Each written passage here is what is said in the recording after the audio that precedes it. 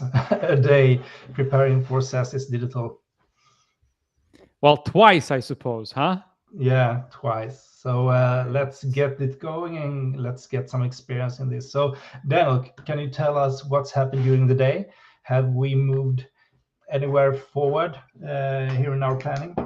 We definitely have. We definitely had, and we've had efficient or not efficient. I don't know about that, but we had some sessions together with the speakers and so on. So we've been working on the agenda and fine tuning some topics, changing some headlines and so on. But it's really good.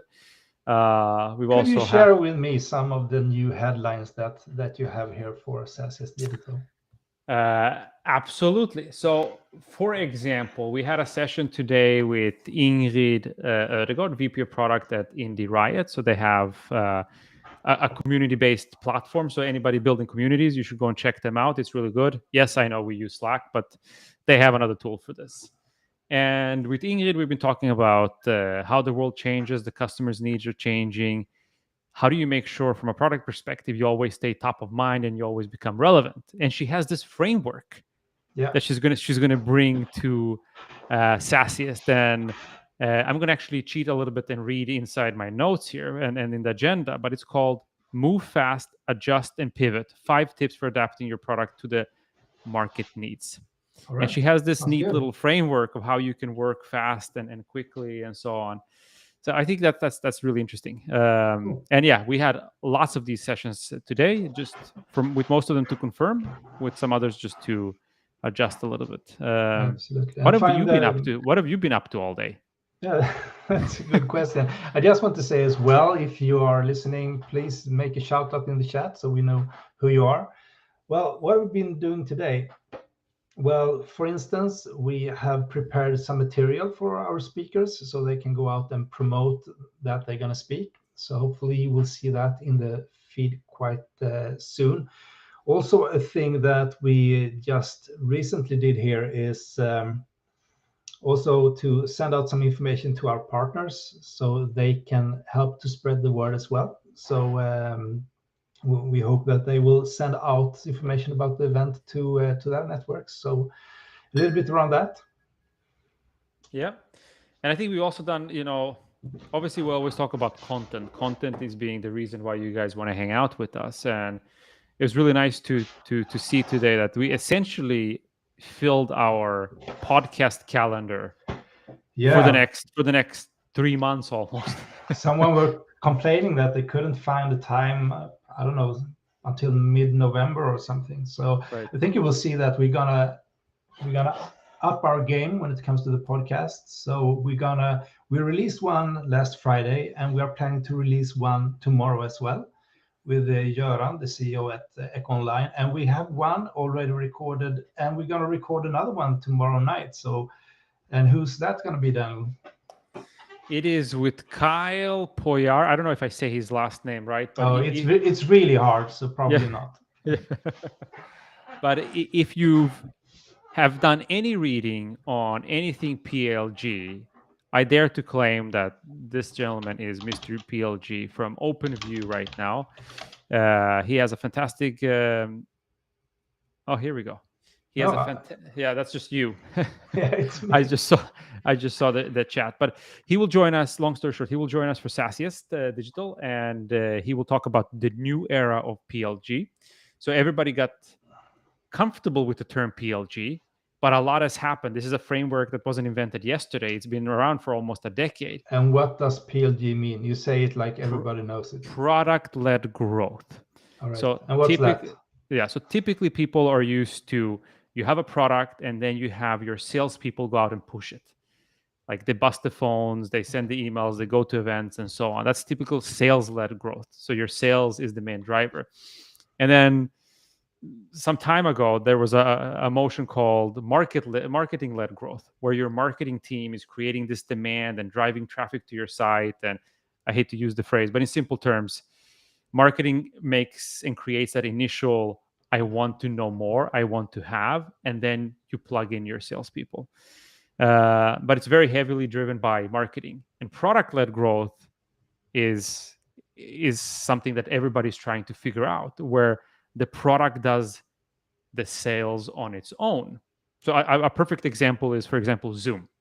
Anybody can access a Zoom account. You can go and create a Zoom account for free. You can get started.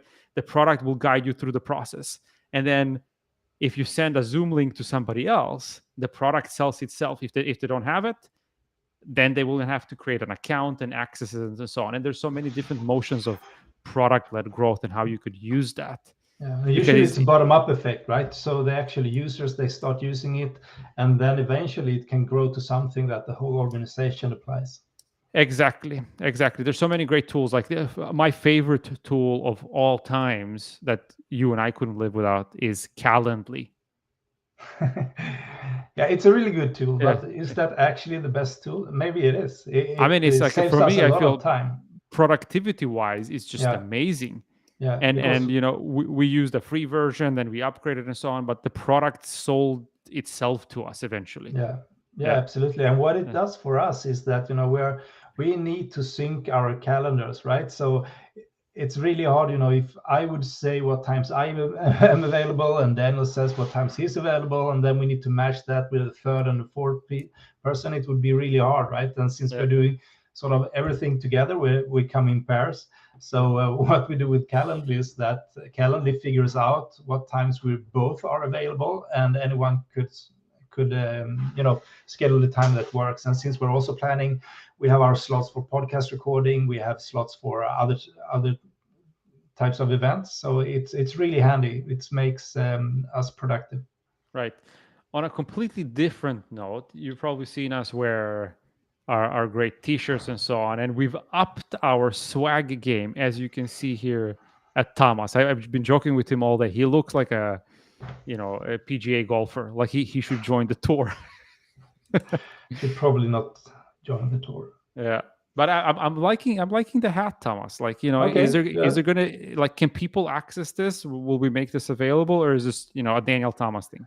No, definitely something that we want to make available for everyone who wants. We are looking at doing some lottery stuff here on the stream. So when we get some more people in, we will do a lottery, and we will also eventually open up a swag store. So I can look forward to that. Yeah. And okay, we can spill the beans a little. This is not going to be your regular swag store. It's going to be like, if you're a marketeer, you're going to be able to relate to some of the things that's going to be in there. Like if you're a salesperson or a sales leader, you're going to laugh out hard when you see some of these things. You can get some of the statements there. So, but just be patient with us as we're trying to figure this out. Wherever this stuff is being built and printed, and I don't know, Thomas. Yeah. Yeah. Absolutely. But back to the event. So we are now 22 days away from the event. It's going to be a full day event full of great content and networking. So we have some really good keynotes like Jeppe, the CEO at Pleo. We have Kyle that we already spoke to. We have some really interesting panels with people like Susanne at HubSpot, with Frida at GetAccept, with Sophie at Netigate. We have also other US thought leaders coming in, and maybe you can tell us a little bit about them, Daniel. Since you chased them down, right? You have been really active on LinkedIn finding these people. So I'm putting you on the spot here. Yeah, absolutely. And I think, luckily, and I think thankfully that we've been at it for a little bit. We did this event last year and we had our physical event in April. I don't want to say we're a household name, but my conversation with these folks was much easier. They actually knew who we were.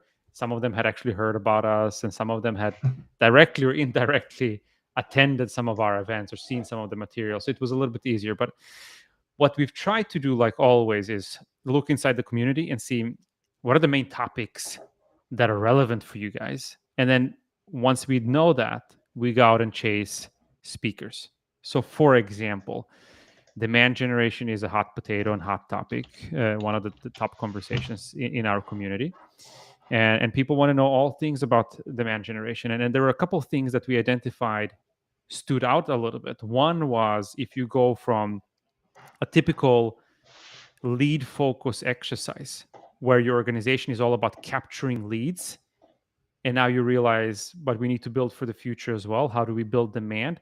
That transition going from capturing leads to building demand, how does that actually take place? So we're going to have Kaylee Edmondson talk about this, and she has built these programs. She's made this transition. I think you might know her some of her employers where she's worked. Chili Piper, everybody knows Chili Piper. So she's going to take her playbook from that and share that with us. I think on the same topic we have Jessica Gilmartin, VP of Revenue Marketing at Asana. Everybody knows Asana, and one of the topics we're going to discuss with her, or the main topic we're going to discuss with her, is about fine, demand generation is a big thing now, but how do we make sure it's just not an activity that somebody or a handful of people do? How do you get demand generation to be a top level topic at the C-level suite? How do you get that attention from the CRO, the CMO, the CEO, and so on? So that's going to be really key. And then I think we have something that I'm really looking forward to is Alex from Deal. And this is a typical story where it's not a typical story, but you've all heard like, oh, we're growing so fast and so on. But these guys literally, like, in Alex's own words, like, we're 10,000 feet or 30,000 feet up in the air and we're still like climbing. But suddenly we realize that we have to replace both jet engines, but we still have to climb. So how do you do that?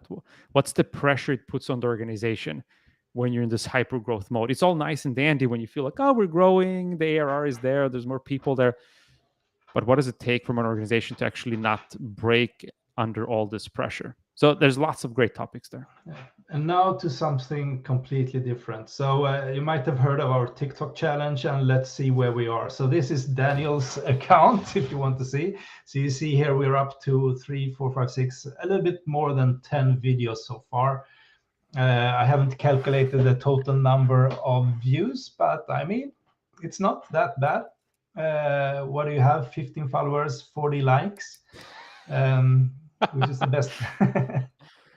And I guess one of them is you, and maybe the other one is my wife. Yeah, maybe. But okay, here's where we are. So let's take a look at me then. Well, I think similar. You're ahead of me when it comes to likes for some reason. I don't know why.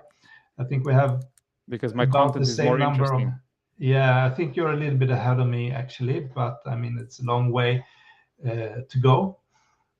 So if you are not already doing it, you can find me at Thomas_Schoberg at TikTok, and Daniel, who are you? Daniel Makowski. So Yes.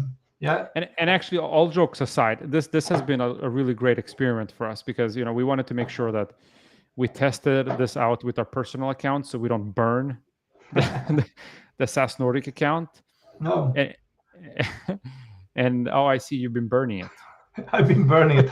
No, but we have some content there as well. We got a video of the Chris Walker interview here. It's closing in on 1,000 views. So, I mean, that's something at least. So, going to put a few more videos out there and see what happens.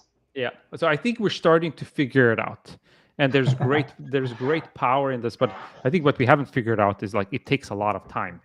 It takes a lot of time, definitely. It takes a lot of time to get this out, like because you see a video and think like, oh well, look at this. There's a little bit sound, there's a little bit text, there's some great pop-ups, and then you didn't realize that a 15-year-old took an hour and a half to figure this out before they posted it.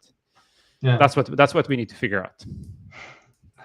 All right, so we have a busy week ahead of us. It's going to be more about working with the agenda, definitely working with the marketing of the event. So we have 3 weeks left, and yeah, we want to make it to a fantastic experience for everyone, and I hope you will join us on this journey. And if there's anything that we can help you guys with, just reach out, and yeah, see you tomorrow. See you.